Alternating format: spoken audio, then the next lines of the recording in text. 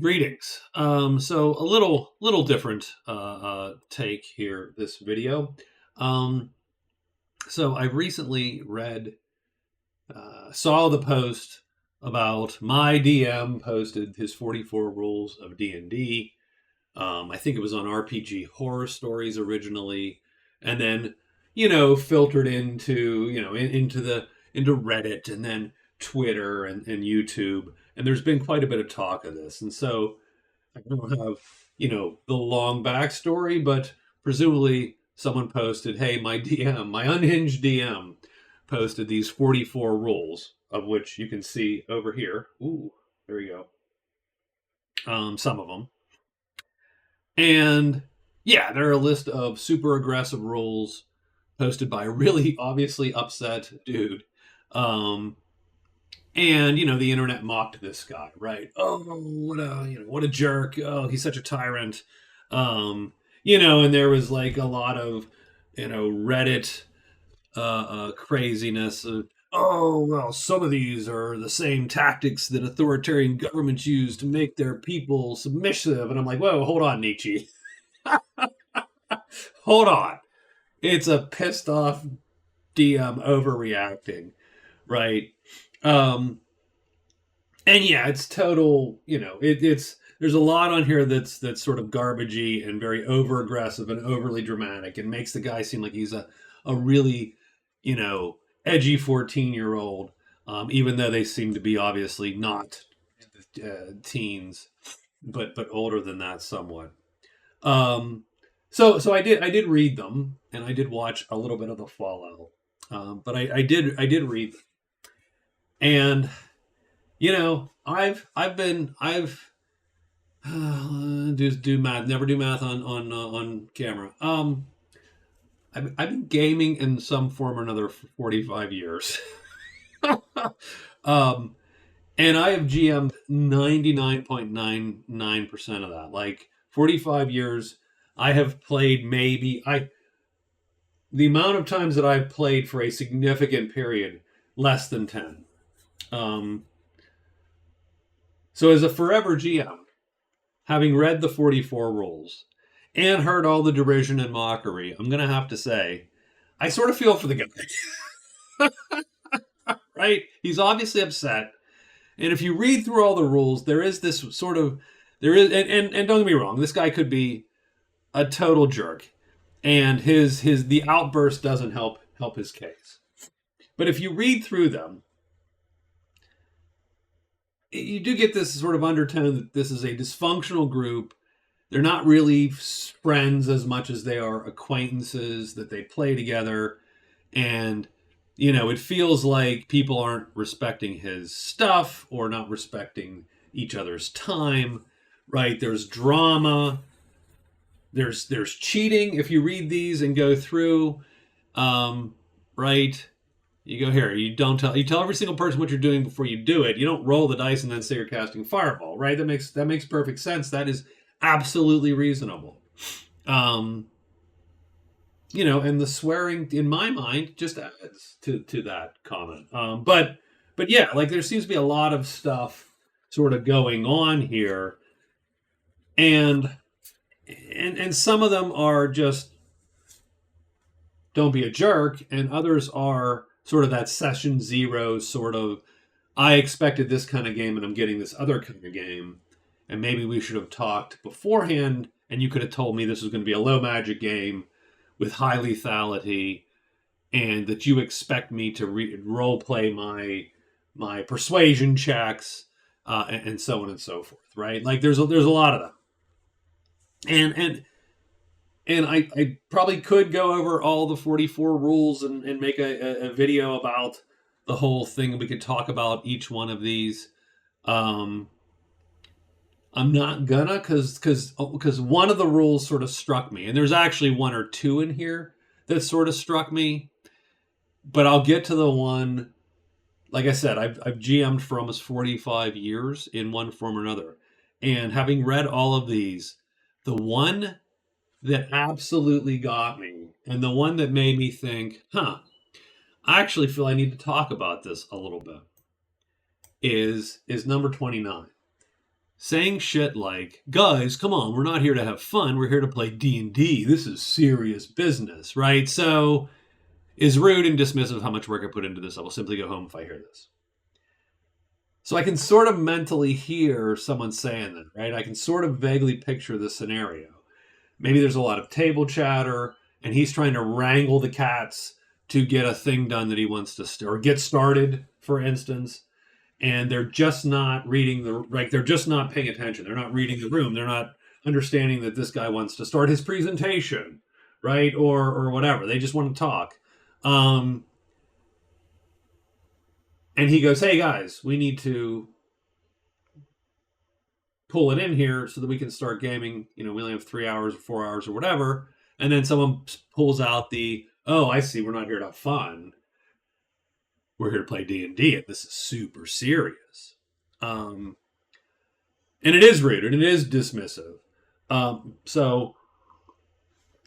it sort of strikes to that weird. So there's a couple things going on. I mean, and this could be a one-off, and I could be totally overreacting and pulling my own baggage into this little drama. Because it could be. Because there's quite often, if you get a random group, you might get that one guy who's like, well, I'm too cool to enjoy this unironically. Right? So I'm just here to roll dice and eat pretzels and drink beer with my friends. And the fact that we're playing D&D is really the dirty secret here. We really could just be at the strip club, right, guys? Right? And there are those dudes, and and so that might have been where this came from. But let me take this a little. Let me go to my therapist here, and let's take this one step sort of beyond that guy, and let's get to one thing. And I've read this in several of these rules here, but the one thing which I do sort of feel. And I don't know if this is new but I think it's a little bit new. Again, it could just be, you don't know what I'm talking about. So I'm just talking, right now I'm talking in mysteries. Let me just get to it. I think that one of the big issues that I see in the tabletop community at large is this overarching view, this attitude that for the players, D&D is passive entertainment. They're here to be entertained. And for the GM, it's performance and work. They're putting on a presentation to entertain the players. And I don't obviously think that nobody necessarily thinks this actively. I think when people talk about the Matt Mercer effect, they're effectively somewhat describing this, right? Entertain us. We are here to be entertained, GM. Entertain us. And deal with my backstory. And, I would like the game to have epic magic items and mega dungeons. And please don't talk about anything that squicks me out, like bugs. And, right? It's sort of I feel that a lot of folks view these tabletop games, as one-way streets. I am here to entertain you. Me, the GM, is here to entertain you. The customer is always right. That kind of thing, right? And I think you get a lot of that in some of these discussions and so on. And that's what I feel the energy comes off of that number 29. And, that's why that's my trigger to start, to rant to you for a bit. And I think that's and again, I can see it. I do understand. So here's the thing. I sort of get it. I can see this. I can see this in my own group a little bit. I can see it when there's a lot of players that have not GM'd a game that sit sort of at my table. Some have, some haven't. Or GM'd in a long time, or GM, right? or GM'd for a long time. And I think sometimes that attitude is simply prevalent. Here's the one thing that annoys me. If I could say one thing, I've been playing with a lot of these people for many, many years. Um, and my sons do this too, and so shame on them. If they're not busy at the table, so I have 8 people now, mind you, there's a lot of folks, so this is a problem because you are not going to be the center of attention more than 1/8 of the time, right? I mean, that's just a thing. Um, and the worst part is, and this is actually probably my fault, this is a game where there's a lot of town interludes and a lot of discussions and a lot of side agendas and so on. So the problem is you have 8 people and a lot of discussion and side agenda. That means that some folks aren't playing 100% of the time, and some of these folks whip out their phones. Nothing says I'm not being entertained by you more than pulling out your damn phone during a social activity that you were supposed to be part of.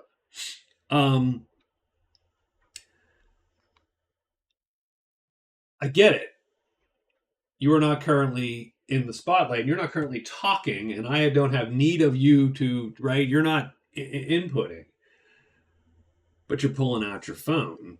And what that tells me is that now you are disinterested. Um, and I think that sucks. It's not super fair to me, and it's certainly not super great for the other people at the table because, again, what they're doing ought to be interesting to you, right? You're all there together as a unit. And I think a lot of that, I think part of that just comes down to a little bit of that attitude that, hey, this is supposed to be entertainment for me. And if I'm not being entertained for the entire 4 or 6 hours that I'm sitting here, I'm going to go find myself some entertainment, please. So I think that's sort of, like I said, that's sort of what I get out of here. And as you can tell, I brought my own personal baggage into this.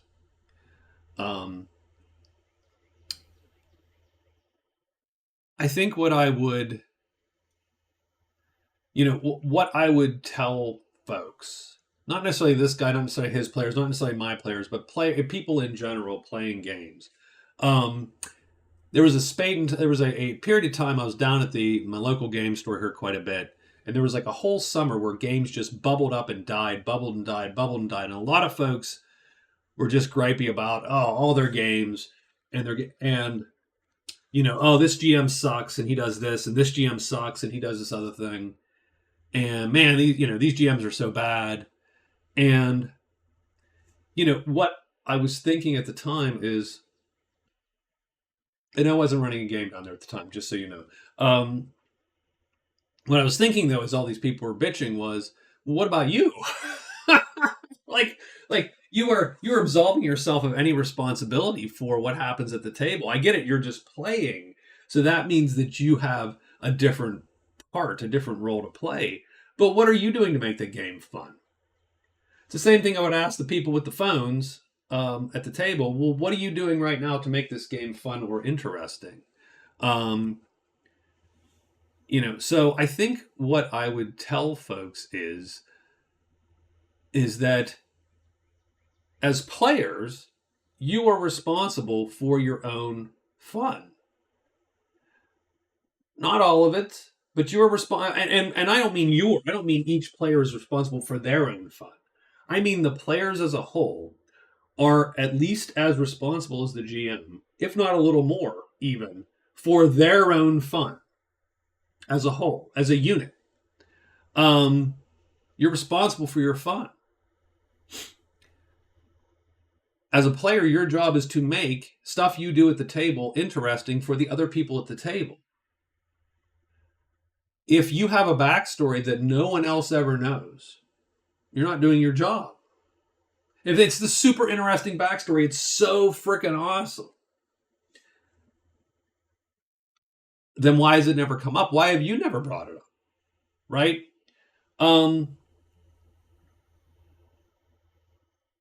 So that's my first point is you're responsible for your own fun.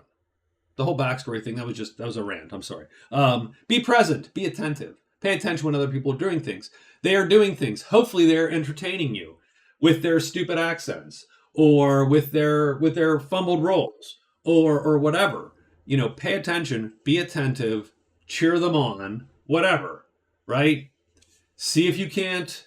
You know, can you help them out? Um, Take it seriously. That's where this comes from. This one. Take it a little now. Okay, don't take it seriously. It's stupid. It's a game. It's D&D for Christ's sake. It's not that serious. But having said that, the funny part is that the game works better if you take it seriously enough in its own context. In other words, pretend there are stakes. That's what this number 10 always struck me as. So let's look at this one. So when I read this, I was like, yeah, that has to do with this 29 a little bit.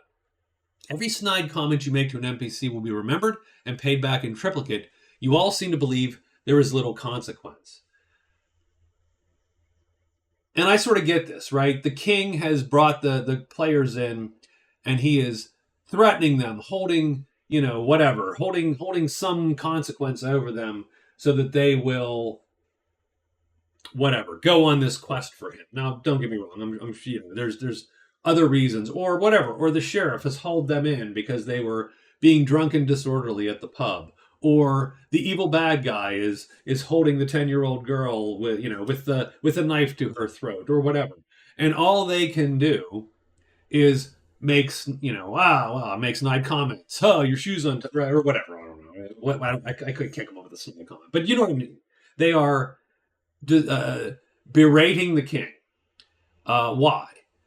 Because if you actually did have the king go, well, you know what, I'm tired of your shit. I want him thrown into the, I want him to go. I want to go Monte Cristo on his ass. Like I don't want to see him for 20 years. Throw him into the dungeon. Done. Goodbye. Make a new character. Then you'd be the asshole, right? That's the thing.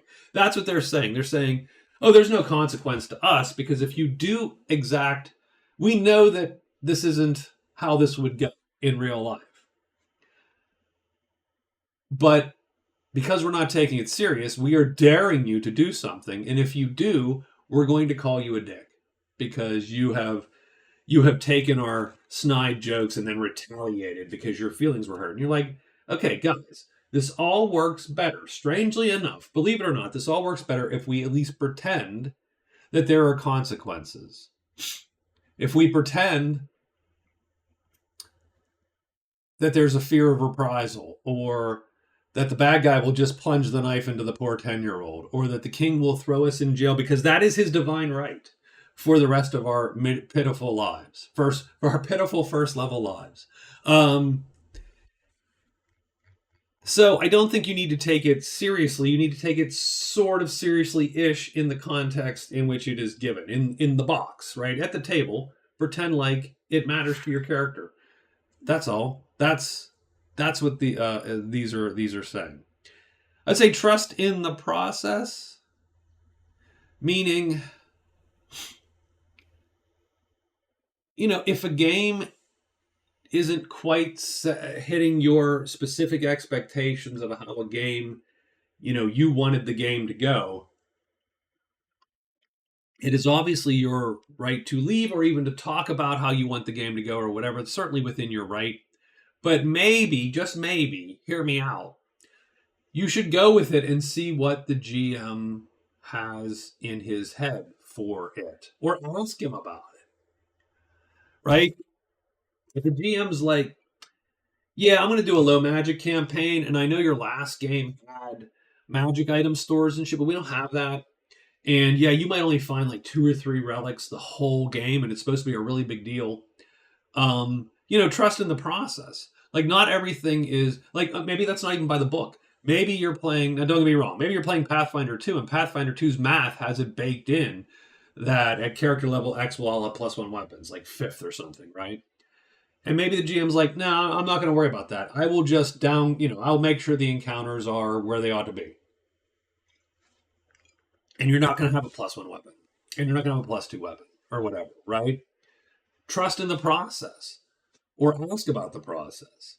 Um, yeah, the reason you're not finding any magic items is because the big bad evil guy is eating all the magic items. I don't know, but I think, and definitely, it's easier for me to say that having played with people for 40 years or whatever, or 30 years, than it is for these guys who presumably don't treat each other that well, or and don't know each other that well. But um, I think I do think that if you're playing a game, especially if you're playing a game that is GM centered, like a D&D, like a game with a referee as sort of the central point of sort of knowledge, Traveler D&D, right? Traditional RPGs, not super narrative or cooperative, collaborative games necessarily, but a lot of games have a GM sort of centric, the guy who knows the plot and knows the secrets and the lore and so on. I do feel you should give that person the benefit of the doubt and sort of trust in that they are trying to do the correct thing and that they're trying to make the game work and be fun. That just means just, go with it a little bit and don't whine. I mean, or, you know, right? Take those decisions and roll with them. And the other one is to lean in. And by leaning in, I think I mean that, find the thing in the campaign that you think is cool or that you think is exciting or that you think the GM is or another player thinks is cool and exciting and lean into it and facilitate that, right? Um, we had this one a game I played. I wasn't running. I was playing a dwarf. It was like a Middle Earth D&D. It was like when D&D like fifth edition, right? They said they published a Middle Earth supplement. Um, and I was a dwarf and whatever. I'm not a big Tolkien guy, but uh, but there was this whole campaign, and at some point, our one of our characters, like the local lord or whatever, took a fancy to one of the characters, and all of a sudden, in my head, I'm like, we need to get them married. And that's how the game became. Then yes, we went on adventures and killed 1,000 orcs, and I found a cool shield, and a lot of stuff happened. But we found that one thing that bound us. Like, she wanted. Oh, she's like, yeah, this is cool. I wouldn't mind my character getting married to the Lord, and I'm like, let's do this. We're getting you hitched. And we leaned into it, and it was fun. It made it more fun. We could have just done that main storyline and fought some orcs, and it'd have been a grand time. But the whole side light, and if your GM sees that you're interested in a thing and you're leaning into one aspect, they're going to feed into that aspect. Heck, if you ask them for credit, just go talk to somebody and go, hey, we want to get this done. What do we need to do? And they're like, oh, okay, I'll think about that. So, it's similar to trust in the process, but more importantly, lean in is more active. Trust in the process is just, okay, let the GM make his decisions and trust that he's trying to make the decisions. Lean in is find those things find the thing that you can be an active participant in and drive them. Get in there. Don't just wait for all the things to come to you and the GM to bring you an adventure week after week after week after week, but instead go, hey, I want to follow up on those kobolds we dealt with last week.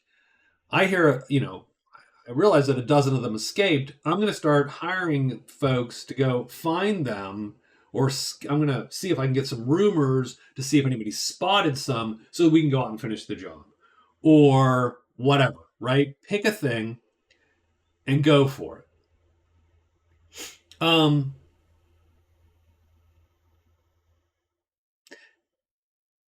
And you're responsible for your own fun. That was actually my last point, but I decided to move it up to the first point because it sort of is the whole point, really. Um, I think when I watch a lot of, and I think I said this before, I think the one thing about the OSR that I like, I don't like most of the games. I think I think most of the games are sort of, yeah, we just did basic D&D again with a couple extra rules. Now there's some games that are just very imaginative and so on. I don't like most of the games. I didn't say I didn't like all of them. But the one thing about OSR which I like, again, thankfully, is that it feels like it takes the hobby back, and and I think there's a lot of forces that want the hobby to be this centralized walled garden, right? I think Hasbro would love to put everything in D&D Beyond or whatever their new, platform is, and make you pay for it every month.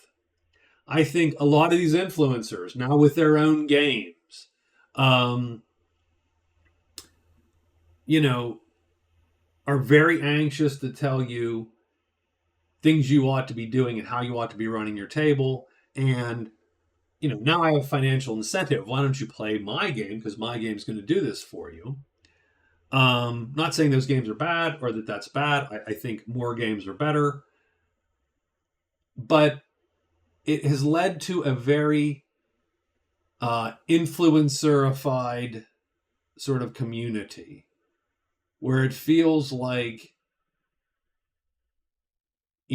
everything is on YouTube and Twitter, and that you are continuously being told by people that are better looking than you and more successful than you, um, how you should be playing your games.